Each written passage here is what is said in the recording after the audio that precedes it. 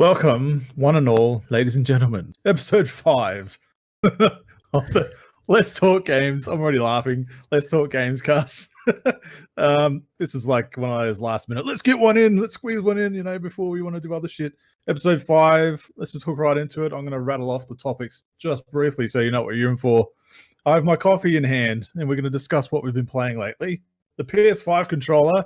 Oh, do we have thoughts about that? The PSNow getting Spider-Man, which I'm excited for if I can actually get some of that. And then Stadia goes free. It's all about streaming lately. Then we're going to touch on Gears Tactics just briefly. I'm excited about that, but we'll leave that till later. So, gentlemen, I'll start off with Dan. What have you been playing lately? I've been playing a whole bunch of stuff. Thank you for that introduction, Chunt. It's all right. Anytime. I had tried to play some new stuff, and some stuff I'm trying to get back into. So Jedi Fallen Order, I tried to jump back into. There is something just not clicking with me playing that game. When you play like Arkham and you are like, I'm playing as Batman, and you're like, I feel like Batman, or Spider-Man, which Jamie can talk about in a bit.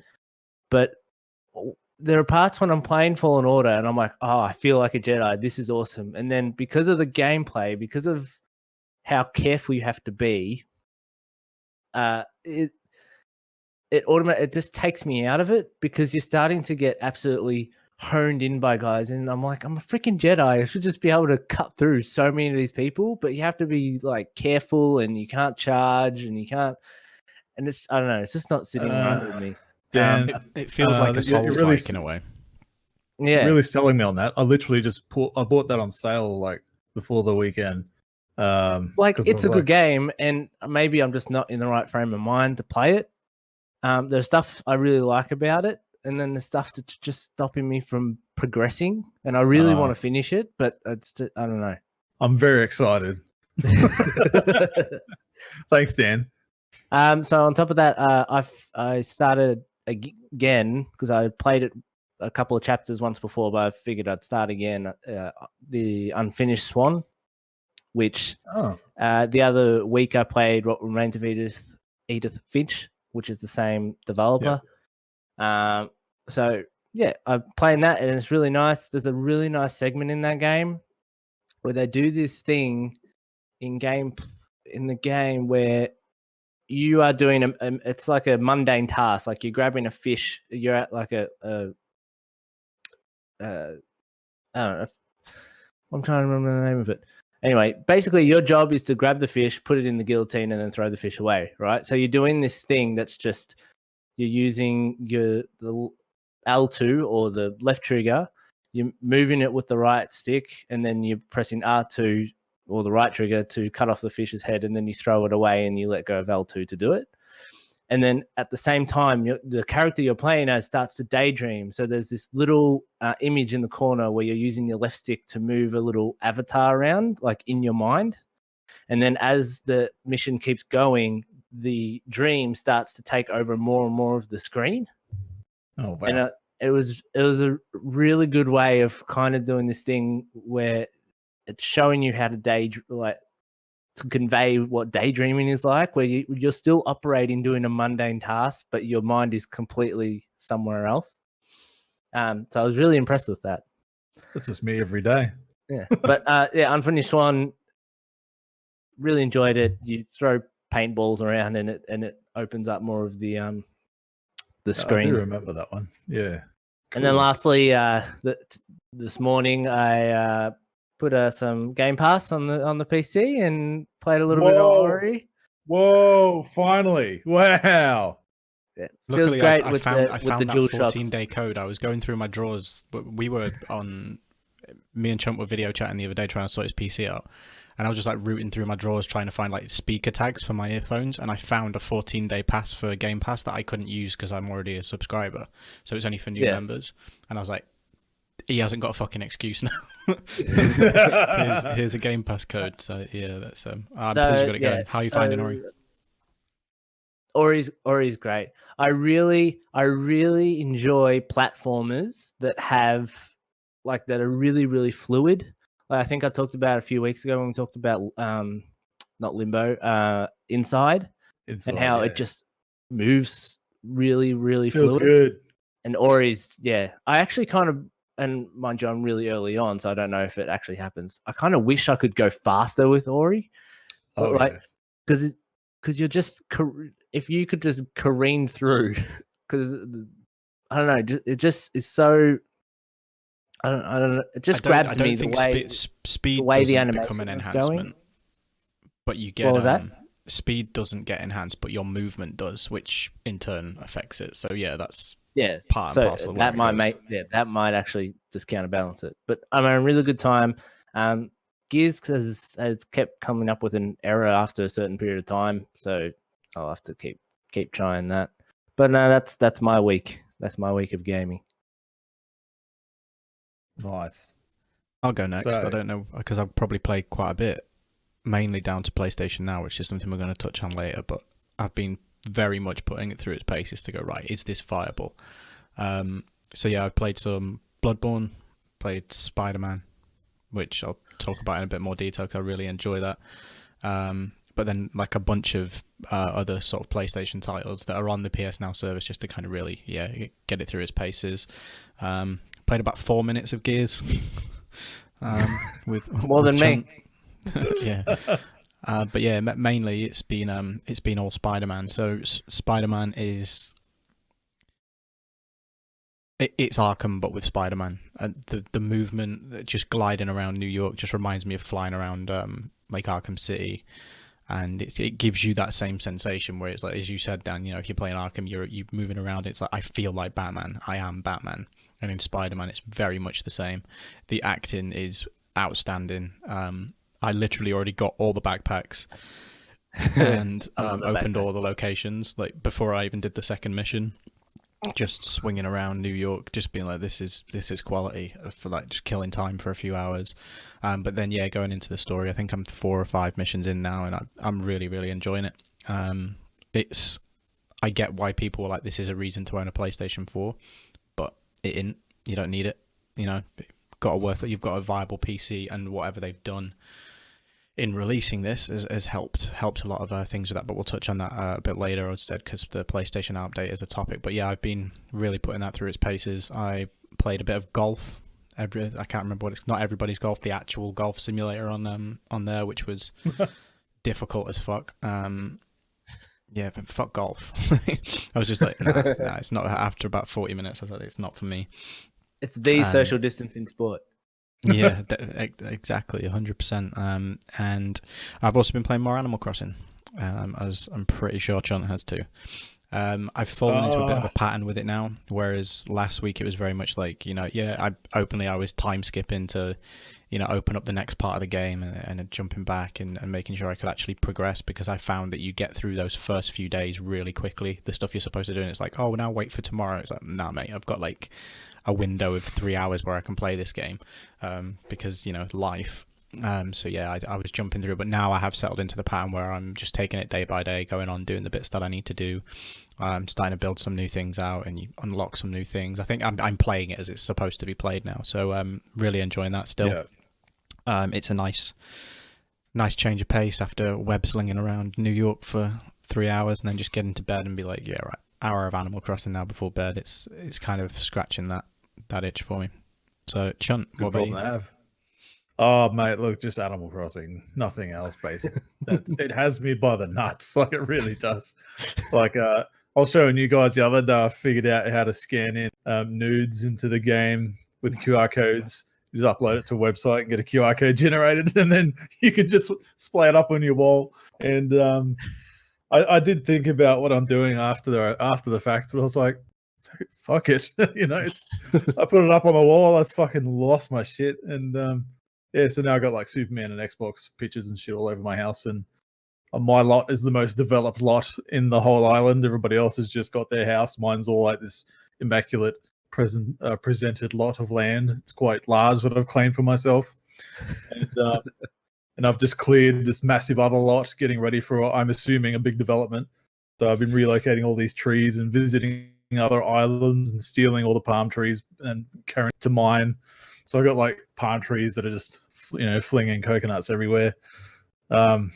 Yeah, it's great. I'm finally going to get my super shop tomorrow. They put it up, getting built today. So couldn't really do much. Like when they lock down that shop, you can't really do anything. You can't go buy things. You can't redeem points. You can't go to other islands. So I was just bumming around, just mining for wood and fishing and shit. I think you've passed me then. So does the shop get upgraded again after that first shop? No, this is the first time it changes from just being a tent for me. So I've been playing it. They're in the tent and then they move to a shop. Yeah. So now they've got this massive tarp over this massive building being built, and so yeah, I've been playing it in real time. I haven't done any of the time travel shit. So it's taking me a bit longer to get certain areas, but man, I love it. It's just I can't explain it. I haven't played a game that's been this addictive. It's just so just a lot of mundane tasks, but it's enjoyable. Just a simple like catching an insect or fishing, doing up your yard, or wanting to craft something, or a more special something of the same thing that you've already got. Just that loop. I'm hooked. Like I said last week, I thought I'd fucking hate this game, but I'm massively endeared and charmed by it. So yeah, the sound design definitely goes a long way to help him with it as well. Yeah, the what? Sorry, the sound design. Oh, very much. Yeah, it's charming as hell. I love it. That's it. Just some Animal Crossing. And you did forget the 4 minutes of Gears that we played. That technically counts. Well, yeah, that was bugging real bad, wasn't it? That's right, because I couldn't hear. There's the Operation 3 update, and you get Batista bomb in multiplayer and stuff, and we booted up the campaign, and I couldn't hear anything except for the chapter change sound, or the saving checkpoint sound. I didn't hear any voices. I couldn't hear music, and you had to update the game, and it just wasn't happening. So it was like, oh, no, we'll do it another time, whatever. PCs. Yeah, PCs. they're all. Well, this is me on Xbox. Like I had the update. For Operation 3, and that updated fine. I wasn't even there when it did it. It was just one of those on standby update things, and booted up the game just fine. I waited in menus and stuff. Everything was working fine. And as soon as we got into the last checkpoint that we did, it really wasn't having a good time, was it? No, but whatever. It's all good. Still love it. So next topic would be best to jump into that PlayStation Now stuff then, considering we just touched on it briefly there. So it got an update this last week. And I don't know if this is the same for PlayStation 4 users, but on PC, the app seemed to get overhauled. The UX was all changed, much, much prettier, much slicker. And they've added Spider-Man. They took away Horizon, which they kept quiet, but they added Spider-Man. So I was like, I spotted it, I think, the same time. And Dan, you sent me a message just saying, oh, by the way, this has gone onto PlayStation Now. Because I'd bought another month because I'm playing through Bloodborne. So I was like, oh, sick, I can play Spider-Man as well. And I booted it up going, right, let's see how this works, because you can imagine a game like that where you've got to be agile, and it said the web slinging through the city, you've got to kind of have your prompts on point. And I noticed immediately two things. As I hit full screen, it moved me into a stretched ultra-wide aspect ratio, as opposed to giving me the black bars on the left and right of my screen, which it normally would. And I was like, it doesn't look bad. So I was like, that's actually pretty good. And so instantly I was like, great, my screen's filled. Fine, I'll take a little bit of stretch on it. And I was like, so let's see how the input delay goes. Also, massively reduced. I was saying to you guys, I think not even 8 hours before that update dropped and I started playing Spider-Man, I was cancelling my subscription to it, because even playing Bloodborne, it's a Souls game. As someone swings an axe at you or comes at you, you have to dodge out of the way, and you've got to be so precise. And the input lag was meaning every time I tried to dodge, I was that marginal second behind. And 4 out of say 8 times, so half the time I was getting caught out, and it's like, I know that I'm hitting this button quick enough, but it's just taking so long to communicate my input. And it was really frustrating me, so I'd kind of resigned to the fact. I was like, fuck this, I'm going to wait until PlayStation 5. You'd imagine anything that's a PlayStation Classic is going to be backwards compatible, so Bloodborne's that Sony's PlayStation Greatest Hits thing, so I was like, it'll be there, I'll get to it eventually there. But I also went back and played that this week alongside Spider-Man, and again, the latency massively improved, and if anything, my internet connection is worse. So it's nothing to do with the connection that I've got to the server, because, you know, there's throttling going on due to the virus outbreak and things at the moment. So my speed is worse than it was 2 weeks ago when I first started trying this. So yeah, massively impressed. The whole app overhaul is great. The games are functioning way better. I've never ever been able to kind of force an ultra wide aspect ratio before, which, yes, you lose some image quality, but let's be real, PlayStation now fluctuates between 720p and 1080p in terms of its resolution that's coming to you anyway, dependent on your connection. So it's not like it's fantastic. So it's like, right, that cures all of my issues that I've got with it. The only further problem I had with it was playing with an Xbox controller. Anything that needs the touch thing, which Spider-Man does. I got through the full tutorial part, and then I was like, this is sick. I'm really invested. And it's like, oh, push the touch bar. And I was like, I can't. Fortunately, there's a workaround for it. Really simple. Just install a driver and emulate the controller. Easy solution. So yeah, I'm a good way into Spider-Man and really enjoying that. The service is working much better than that's cool than it was before Spider-Man released on it. So whatever update they pushed there, really happy with it. And yeah, I'll carry on playing through it. Like even last night, I just jumped on and played some WWE 2K18 because it was on there, and I quite a stressful day and wanted to smash some people in the face with chairs. So it was like, let's see how it works. And honestly, and I've been critical of it, but in all honesty, I couldn't tell the difference in terms of input lag or delay in terms of the responsiveness of the service to playing on a console. Yeah, so right. It's like, do you know what I mean? I was pushing buttons and it was reacting as I was pushing. It was great. Such a huge update for them to just not talk about anything. Well, that's what I'm saying to you. They've not said anything, but I am absolutely convinced whatever they have changed, if it's in the netcode, if it's in the background server, whatever they've done has improved that service massively to the point where I'll probably keep the subscription. That's how big a change it is. Do you know what I mean? Like, Jesus, it's excellent. It's been really good. Or I'll at least keep it until I've got through Spider-Man and Bloodborne, but then they'll probably cycle out something else in the next couple of months and put in another PlayStation exclusive to play. I did notice that what's that Last of Us spin-off called, the one with the 2 female leads? Left Behind. That's on there. So I was like, right, I'll get through probably get God of War on there, and then give that a go. God of War is on there, yeah. Sick. But that came around the same time as Horizon, so I wonder how long. Do you know what? Actually, I don't know if the new one is there anymore. Thinking about it, it was, but I'm not sure if it still is. I'll have to check. It may have been one that got rolled out when Spider-Man came on, because that's their whole thing. Like they're rolling them in and out of kind of cycle, you know, a la Netflix. Oh, this series is going off today, so. But we'll see. Really good. So I guess the kind of spin-off to that was, you know, as this happened and Spider-Man launched, Stadia announced that they were going free, and they were playing the whole, this is down to quarantine. You know, oh look, you're all stuck inside, here's 2-3 months of Stadia. Like, I don't buy that. It's a smart play from Google to go, right, now we can actually try and get people to try this because it doesn't cost anything. Yeah, I did that as well. I also installed Stadia, and I was like, let's just see. The only thing I was going to launch on it was Destiny, which I have on my computer, so it's not for me. Do you know what I mean? But I wanted to just assess how good it worked in terms of comparatives with PlayStation Now. And do you know what? I'm not impressed. It's trash. And the game selection on their free pass is like 8 games. It's really not good. So my question on that is, who do you think it's for?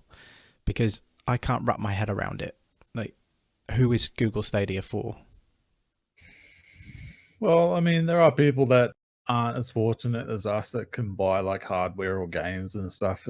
they want to test it or try out some new games, and it's not that expensive. Like as long as they've got a suitable internet connection, they can try it out. Like it's not going to be ideal, but you need to buy the games, and in most cases they're more expensive than what they cost on other platforms. Yeah. So that's what I mean. So somebody jumps into this 2-month free trial. Their option of games are, I can't remember what all of the other, but it's Destiny 2, and a bunch of games that nobody cares about. There's like 7 games there that one of them's an exclusive, which does look quite good. And I think it's called Grix. It's 4 letters, starts with a G. But past that, like, there's nothing there that'd make me go, "Oh, this is a service worth keeping," because you pay for your subscription. And how much is it normally for the subscription again? It's like 100. No, I'm trying to remember how much. That's for the year of the Pro subscription, so it's £130 here. So I think it's £149 for you guys. Yeah, but still, like, it would be like Netflix saying, "Here are a dozen TV shows for you to watch. Pay us 100, or so 180 or whatever for a year, and then you pay for the entire series to watch them once you've paid for the subscription." Yeah, you're paying for the service, but then you've still got to pay for the games individually. So it's almost like, I get it, they're emulating owning a console, but the tech is not good enough to do that. And that's completely contradictory to what I just said about PlayStation Now, because it, in my opinion, it is now. That update that they've done, every single game I've launched since that update, I've had no problems with input lag or anything like that. Whereas Stadia, again, playing on the same hardware, same PC, it's still got that really noticeable, like, flick back. You move a thumbstick and it's like, in your brain, like, it tricks you. You're playing your video games. If you move a thumbstick, you see that input happen on the screen, and it's within such a marginal response time that you don't notice it. Your brain doesn't comprehend. It's like, I've moved here, it's moved there. Whereas with Stadia, it's like, I've moved here, oh wait, it's catching me up. It's so marginal, so minimal. I don't know if it's just a case of most people wouldn't notice it, but as a core gamer, like, I absolutely notice it. So you've got, well, the barrier for entry for this thing is quite low still. Like, instead of buying, like, say, $1,000 Australian PC or whatever, you can just sign up and try a game that you're curious on. It's a lot cheaper than shelling out for $1,000 or so for a computer. Like, I understand that's what they're going for. You can buy a console, can't you? How much is a second-hand console in Australia now compared to a year's subscription to Stadia? I get what you mean in terms of the hypotheticals of it, but I just can't figure out how they've got the worst, as largely dictated by the rest of the industry as well. They've got one of the worst services, right, in terms of these kind of online demand services. I think it was either CNET or The Verge, or it was somebody did like these are all the streaming services available, and Stadia was coming out as bottom of the barrel on everything. So I get why they're like, we need to get people trying this, because, I mean, let's be real, I don't see this service lasting any longer than 2 years. I really don't. I think they're going to get annihilated and they're going to give up with it. I have zero interest myself, but I know that like, it's all done through your browser, so technically every phone is your console. I think that's the angle that they're going for. Yeah. But then again, it's not, because that doesn't exist yet. I can't just boot up a browser on my iPad, a Chrome browser, and go, I'm going to play now. Doesn't work. Well, the idea is there. Like, I understand. The execution's just been shit. Like, anyway you slice it, it's like, oh, well, this is good. It's like, yeah, but it's compounded by so much other shit that they haven't done right, and it just doesn't make it viable. I have zero interest in it at all. Well, imagine how much they could have got away with, and that's probably not the right term to use, but how much they would have got away with if they were like, here's the beta, like, this is what we're trying to do. So they should have done. Which is what Xbox have done.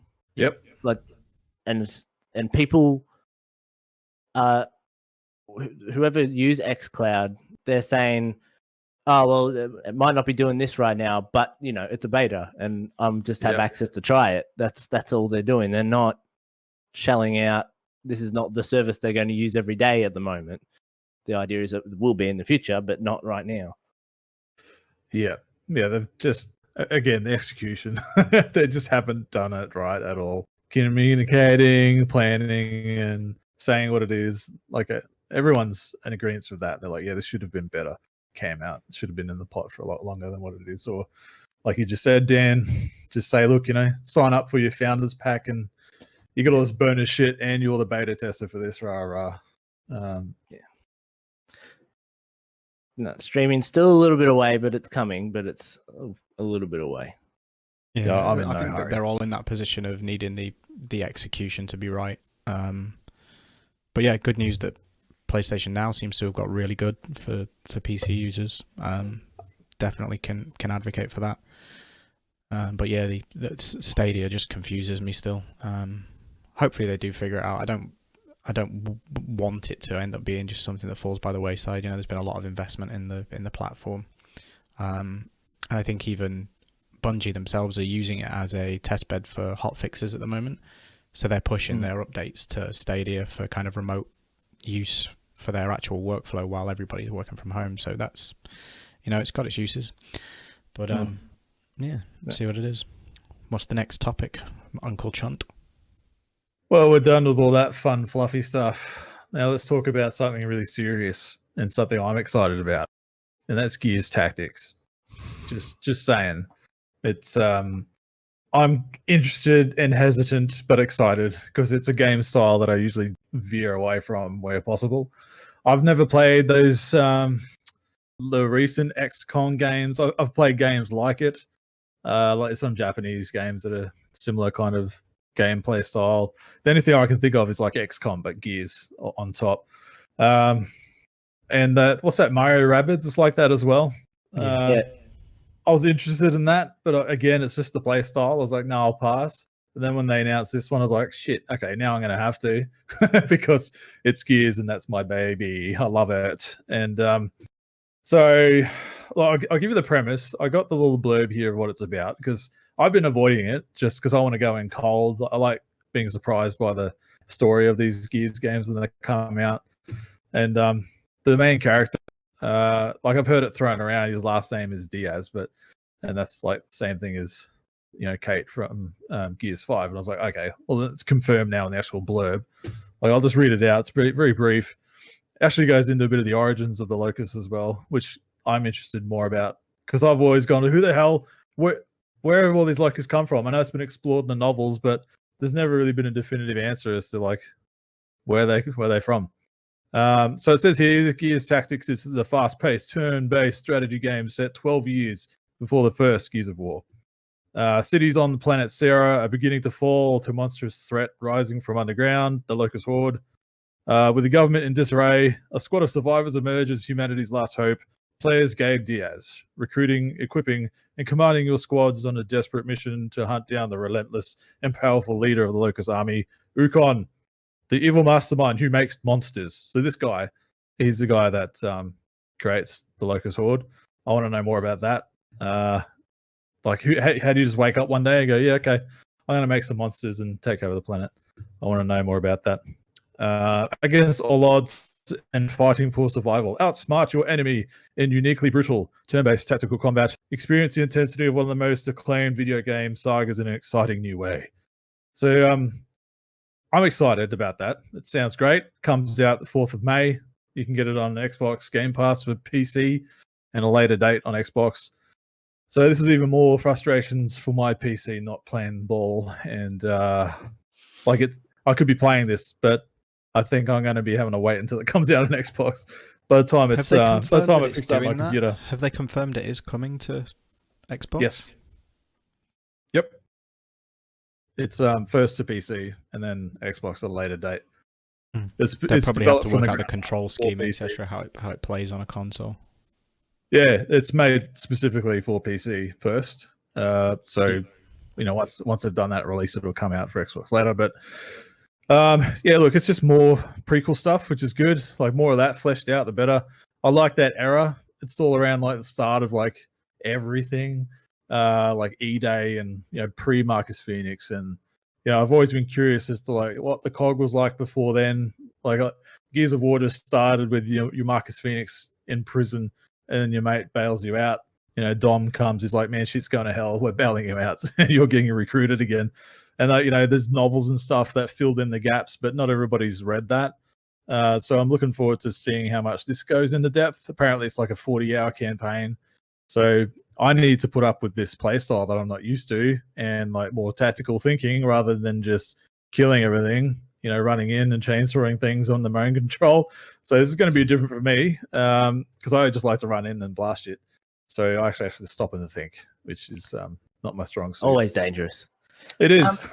Is that kind of like a sort of a retcon that? Because isn't one of the jokes about Gears is Gears was always, here's a bunch of Marines going down to this planet and just wiping out an alien civilization. No, so the Locust Horde, they weren't always known to be there. They were just always on the ground. Right. Okay. So, humanity's fine, everything, and they started mining the planet for resources, and they found like this energy source called emulsion. It's like this yellow liquid. It's like a superpower thing. But they find out, they drill far enough down, and they discover the Locust Horde, and then there's like a fight for territory, and then eventually they come up to the surface because they've had enough of us, and they go, "Oh, we're gonna take you all down now." That's where Emergence Day starts. They all emerge and start the war. So this is 12 years before the first one. The first one isn't even on Emergence Day. It's kind of set at some period after that during the war. Gears Judgment was the same. It's the fourth game. It was a prequel before Gears of War 1 as well, but even then it still didn't kind of give you much of an idea. Gears of War 4 does. 3. Gears of War 3 does. You start the game basically before any of the events happen, which is really good. Gives you some back story into Marcus and his dad and all that kind of stuff, because he's mentioned in the first game. So there's a bit of back and forth between the games, which is all right. So I'm more interested to know about who Gabe is and how it ties into Gears 5, and if it has anything to do with Gears 6, because it's like the new lineage with Kate Diaz and Gears 4 and 5. 12 years, it's a long time before the first game, and it's like 20 or 30 years from the end of Gears 3 to 4. So it's well back. I don't know how the timeline works out, because he looks like a big burly bloke with a bit of white hair. So how old is he, and when did he knock up Kate's mum, and how old is Kate? Because if it's 12 years before the first one, and then Gears 4 is 30 years after Gears 3, it's like, what? What? How does this line up? And, was he still shagging when he was 60 or something? I don't know.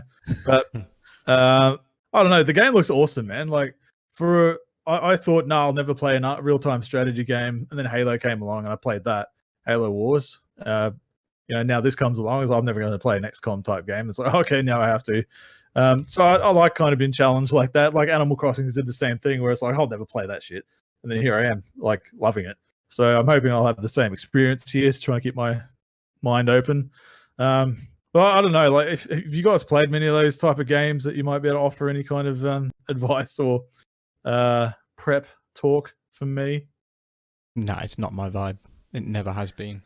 I tried XCOM, and much like I don't like the whole tactic element of it. If I'm wielding a gun, I just want to go in all guns blazing and mow shit down. Yeah. That's how I play those type of games. So not for me.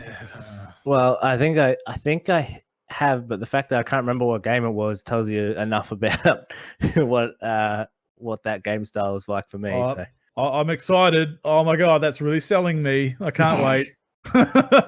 Look, they say 40-hour campaign. That'll get me through, as long as I don't get to a point where it's just so hard. Like, you get to a brick wall. I hope there's an easy mode, because I'm not one to shy away from an easy mode if I just want to chill and get through a story. Experience the story. Because you want to play it to find out the stuff about story. So, it's not for the actual gameplay.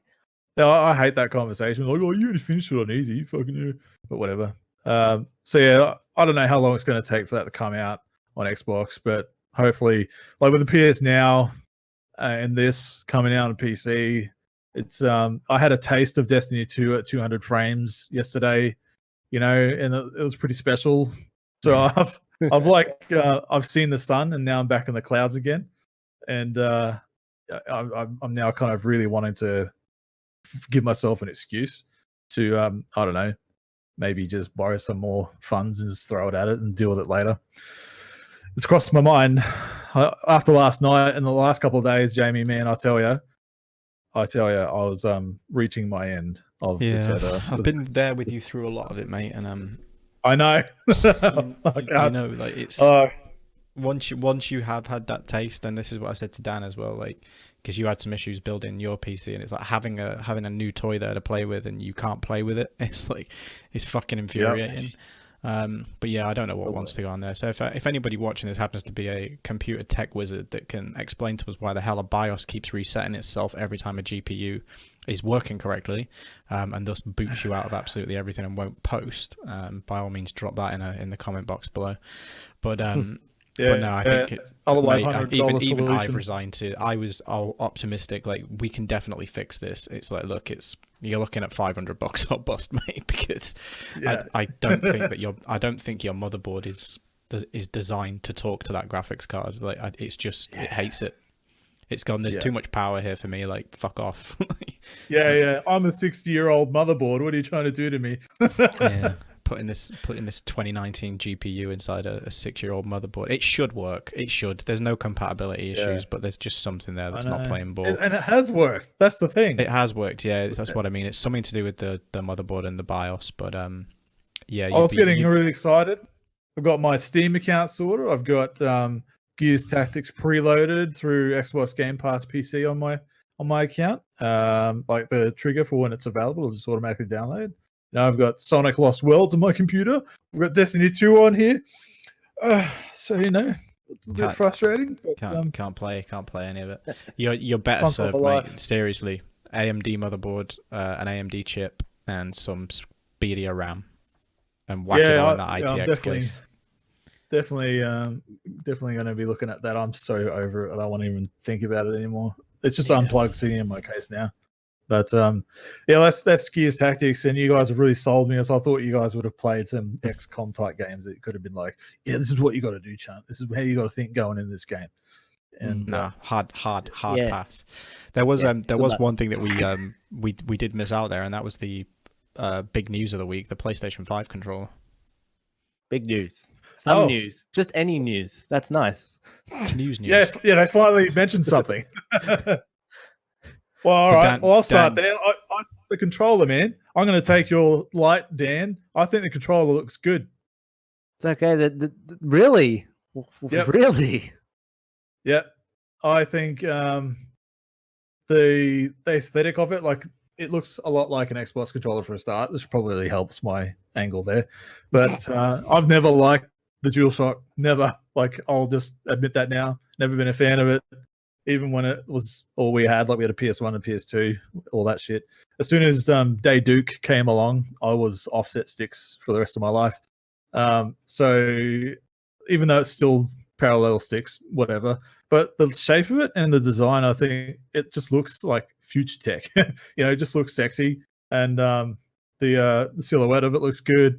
I think the duotone is interesting. Like we haven't really had a controller that's really, besides the white Elite controller for Xbox that I've got, it's got like grey padding underneath and shit.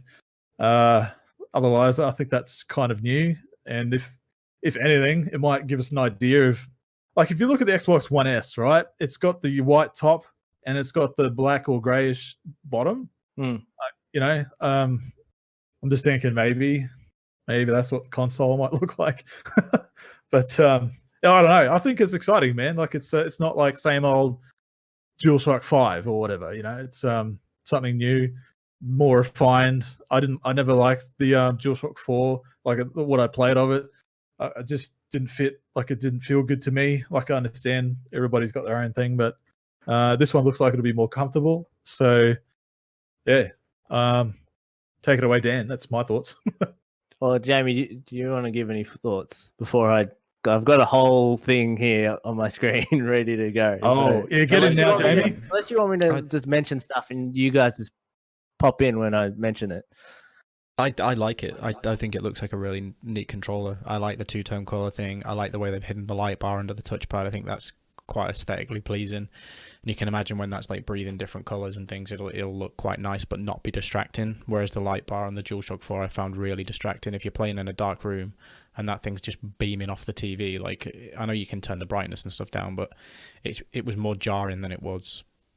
It was a novelty. Do you know what I mean? It wore off really quick. Whereas this looks like a nice kind of design choice. But yeah, the shape of it getting bigger, it getting curvier, is only good for ergonomics. Yeah. So yeah, win-win. Well, yeah, Chunt, you touched upon a few things that I wrote down here.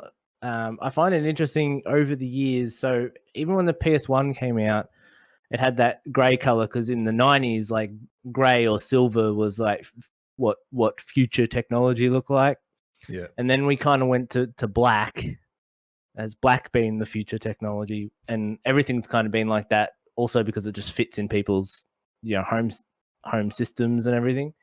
And when you think back of it, because everyone I've talked to or listened to this week have all said how it either looks futuristic or it looks like Detroit Become Human or it looks like Portal or it looks like all these different things, and they all do have that two-tone white and grey or black aesthetic. Yeah. So I found it really interesting that that's actually kind of the point that we've hit, that this is now what the futuristic looks like. So we're actually moving away from black. Yep. So there's a lot written down here, so I'm just picking my favorite bits. What about the microphone in the controller? Yeah, well, so the DualShock 4, which I actually have right here, the DualShock 4 already had the speaker in there, and it has really good access for a microphone and for headsets and stuff plugged in. So I think the microphone's just an extension of that. They're always going to be listening. And even on this blog post, one of the first lines is the features of the DualSense, along with the PS5's Tempest 3D audio tech, will deliver a new feeling of immersion to players. So it's interesting that they're even mentioning that stuff in this with the controller. So they must be doing, because I thought that the Tempest stuff was just dealing with the console itself and how it will interact with your TV and stuff. It's interesting that they mention that with the controller itself. Yeah, get used to that controller because it'll be listening to everything you say, Dan. Yeah. Everything. That's fine as long as it gets me stuff quicker. They mentioned the haptic feedback and adaptive triggers, which we've heard about. I did hear somewhere this week where people were like, well, the Xbox controllers do that and they don't really, they're not really used for much. Like, so I don't see why that's a big deal. And I was thinking to myself, I'm like, it's actually a much bigger deal, because the whole idea with third parties, when one console can do one specific thing, they tend to not gravitate towards using it, right? So the idea that now PlayStation have caught up and have those things that Xbox have already had means more games will use it, because both SKUs that you're making them for can use that feature. So I'm like, so that's better. So that was a weird comment that I heard this week, and I just didn't understand. I think it is just more so that it's been in the Xbox controller and it's been in the Switch controller, and it's one of those things that almost became gimmicky, where like the Forza games use it and 1-2 Switch used it, and 1-2 Switch is eerily accurate. That was the Ice Cube stuff, right? Yeah, and it works it's deceptive. Like, it's good. If you were not looking at that and shaking it around, you felt like there was something in there. It was very, very strange. And obviously the next generation and evolution of those haptics will obviously be in the PlayStation controller. So it'd be interesting to see kind of how it's utilized. But for mass adoption, as you're saying, you need everybody to be playing on the same pitch. So it's good now that Sony have kind of caught up, and I no doubt the ones in the Xbox controller have been improved since last generation as well. So yeah, it'll be pretty cool and interesting to see how that's utilized going forward. Yeah, so they have the create button now, which replaces the share button, which the Series X has I can't remember what they called it, but they have a share button now on the new controllers. Yeah. Yeah. So share, but so I'm interested as to why it's changed from share to create. It kind of indicates to me that they're going to open up a lot of what maybe you can do when you're trying to upload things to Twitter or Twitch or any of that stuff. Especially now that Dreams is out, I wonder if they've gotten some extra stuff. Probably be like a video editor and streaming. Yeah, cuts which and they stuff. already kind of have, but it's real basic. It's just clipping and Yeah. trimming and uploading. So I wonder if they're putting something else into that system, which would be good. It's a nice little upgrade. I agree with you, Chan. So when I first saw the controller, it really threw me. I was like, I could imagine. because especially with the consoles, you've had all these people who like in Dreams, like creating just different versions of the consoles, and I was like, is this real? And then I'm like, I'm on the PlayStation blog. Of course, it's freaking real.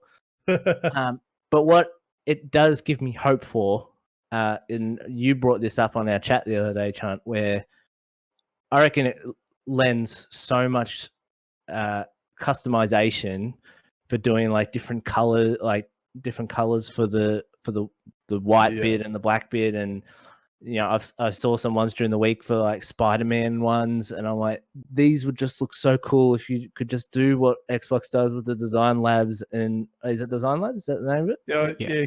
There's Design Labs where you can design your own, but then you've got all the special edition, controllers like Sea of Thieves and Gears of War and Halo and all that kind of stuff. Which, like, I'd love to see PlayStation do that as well. Like the ones that they've done have been pretty naff.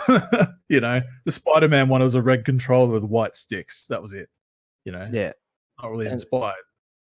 So other things I noticed about it, I wasn't sure about having the clear buttons, like the triangle, circle, X, and square. I feel like that's a user.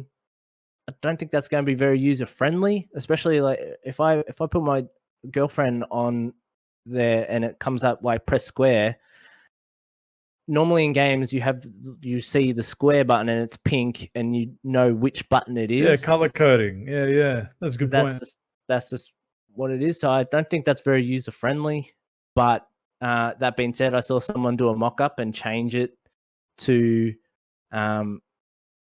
the colors, and it didn't look good. So now I just don't know what to don't know what to think. It's not unusual. Xbox have a lot of controllers that don't have colored buttons, like as a design choice. And even in Design Labs, you can change your own. There's no colored buttons on there. Yeah, see? Yeah. So, yeah. And it's probably something to do with accessibility, like colorblind people, all that kind of stuff. Yeah. I like this. I like the sticks where they're placed. I love them being symmetrical. That just fits my hands perfectly. That being said, I was playing Ori today, right? And this is how much like controllers in the end really don't matter, because I was playing Ori, and no matter what appeared on the screen, I pressed the correct button. Yeah, exactly. All the placements the same. Yeah. So even when they're like, press B, press A to jump, I'm pressing X on the controller. Yeah. When they said press X to shoot or whatever, I was pressing square. Like, it's just, I don't know. I think I've just been trained a few times this week. In playing PSNow, the X has thrown me off a couple of times. Oh, and the Switch, Nintendo. It's different again. Nintendo's is all over the fucking place. I tried to play FIFA on the Switch, and it's like they switch around the A and B button, which is pass and shoot, and it fucks with my head every time. But no, I think the DualSense is looking like a mighty awesome controller. I like I think some of the narrative around maybe they will release a DualShock 5 at some point that doesn't have a lot of these features, that will be cheaper. For someone who wants a second controller in the house, or for people to play, because I don't see this thing being cheap. I don't see it being a, what are they in the States, $50 controller? Nah, I think there's a lot of tech going on in here. I think this controller will be more in line with the cost of a pair of Joy-Cons. Shit, can you bring forward your PS4 controller onto the PS5? Yeah, they've said that you can bring it forward. Oh, there you go. Yeah. but I don't necessarily agree with that either, James. Because the only time PlayStation has made alternative controllers for a generation, it's always been upgraded. Like PS3, they came out with the 6-axis, but with no rumble. No rumble. That's right. Because they were in a lawsuit about the rumble, and then they ended up. I'm not sure if they won or they came to terms or whatever, and then they released the DualShock 3, which had the rumble in it. So that's the only time they've really done that. And the very first PlayStation, they had 3 different controllers throughout that. So I don't know if they would add anything more to this, because I feel like the more they upgrade, the more they have to try and, especially if you bring in the DualShock 4 in for games. I don't know. I'm undecided on that, whether they would actually upgrade or not. Because it depends on how premium it feels. That's true. Like the Elite controllers. Well, that's good. a different thing. Would they start just going into doing what Xbox does and make a pro? They'll probably call it a pro controller because of the whole pro thing. But with the paddles and everything, I reckon they would rather do that than just slightly upgrade it. They probably will. I mean, the Elite series has been a runaway success. Like, it's sold out. You know, when they get released, they're all sold out. You can't get one. I think Sony would be remiss if they didn't jump on board that and offer the same for their customers. I'd like to see that. I'd like to see what they do, particularly with how this one looks. Like, I really like the look of it. And if they do a Elite-esque upgrade, I'm very interested to see what that would be like. So I got 2 more things. One, they still got the concave thumbsticks, which are fine, but the ones on my DualShock 4 wore out within like 4 months of me using it, and I had to get the little thumbsticks on the top just to make it flush, so I wouldn't wear out the rubber on them. And the last thing was the touchpad that they've put on the DualSense.